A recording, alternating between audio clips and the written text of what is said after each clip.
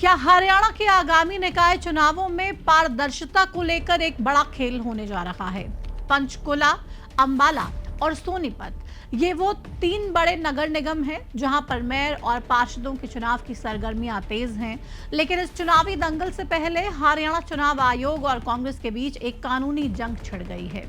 EVM के साथ VVPAT का जुड़ना या ना जुड़ना, जिसको लेकर कांग्रेस एक बार फिर से हाईकोर्ट पहुंच चुकी है। आज के इस वीडियो में हम जानेंगे कि आखिर कांग्रेस इस मांग को क्यों उठा रही है, चुनाव आयोग ने कांग्रेस की मांग को क्यों ठुकरा दिया और अब 1 अप्रैल को हाई कोर्ट में क्या होने वाला है। हरियाणा में अभी राज्यसभा चुनाव का रायता सिमटा भी नहीं था कि अब शहर की सरकार के चुनाव को लेकर सियासी गलियारों से लेकर हाई कोर्ट तक चर्चा शुरू हो चुकी है। ये चुनाव पंचकुला, अंबाला और सोनीपत के मेयर और पार्षद पद का है, जिसको लेकर कांग्रेस पहले से ही इनसिक्योर नजर आ रही है और इसी इनसिक्योरिटी के चलते अब हाईकोर्ट का दरवाजा कांग्रेस पार्टी की तरफ से खटखटाया गया है। पंचकुला के कांग्रेस नेता रविंद्र रावल ने कुछ दिन पहले आरटीआई से जानकारी हासिल की थी कि चुनाव में किस प्रक्रिया का प्रयोग किया जाएगा, जिसमें उन्हें जवाब मिला था कि सिर्फ ईवीएम का प्रयोग होगा, जिसके साथ वीवीपैट नहीं होगा। बस यहीं से ही ये मुद्दा सभी के सामने आया। कांग्रेस नेता रविंद्र रावल आरटीआई के जवाब मिलने के बाद सीधे पंजाब हरियाणा हाईकोर्ट पहुंच गए, जहां पर चुनाव में पारदर्शिता की मांग को लेकर हाईकोर्ट में उनकी याचिका पर सुनवाई हुई और कोर्ट ने निर्देश दिए कि वे पहले हरियाणा चुनाव आयोग के सामने अपनी आपत्ति दर्ज करवाएं और उसके बाद हाईकोर्ट के पास आएं।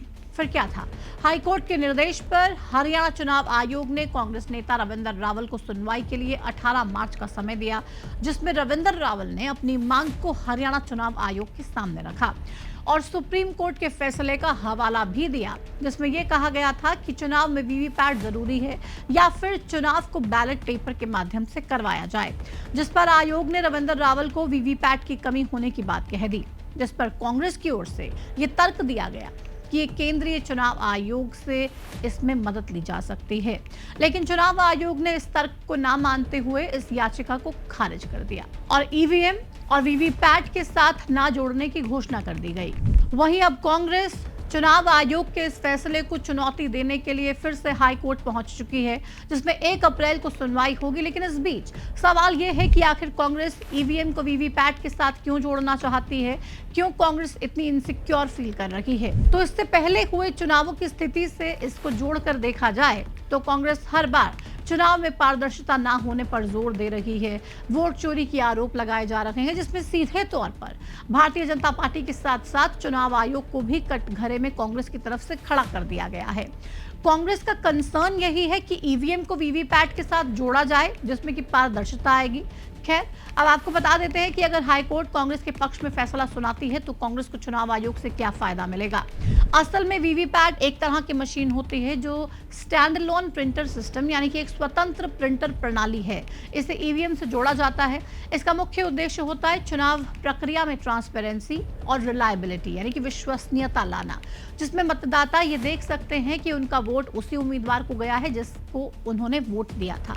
अगर किसी चुनावों में परिणामों को लेकर कोई विवाद होता है तो ईवीएम के इलेक्ट्रॉनिक डेटा का मिलान इन कागजी पर्चियों से किया जा सकता है और यही वजह है कि पंचकुला, अंबाला और सोनीपत के मेयर और पार्षद पद के चुनाव में कांग्रेस ये मांग कर रही है। अब देखना यह होगा कि 1 अप्रैल को हाईकोर्ट किसके पक्ष में फैसला सुनाती है, कांग्रेस या फिर हरियाणा चुनाव आयोग की, क्योंकि कांग्रेस पार्टी तो पहले से ही यह साफ तौर पे कह चुकी है कि हरियाणा में जो विधानसभा के चुनाव हुए 2024 में, उसमें भारतीय जनता पार्टी ने वोट चोरी करके सरकार बनाई। ये चोरी की सरकार है और तमाम तरीके के आरोप लगाए गए। वहीं भारतीय जनता पार्टी दूसरी तरफ ये दावा करती है कि हम ग्राउंड पे काम करते हैं, हमारी नीतियों को लेकर हमारे नेताओं के चेहरे पर भरोसा जताकर आम जनता ने हमें वोट दिया है और काम करने का मौका दिया है। कांग्रेस चाहे कुछ भी आरोप लगाती रहे, लेकिन उन आरोपों से जमीनी हकीकत नहीं बदल सकती है।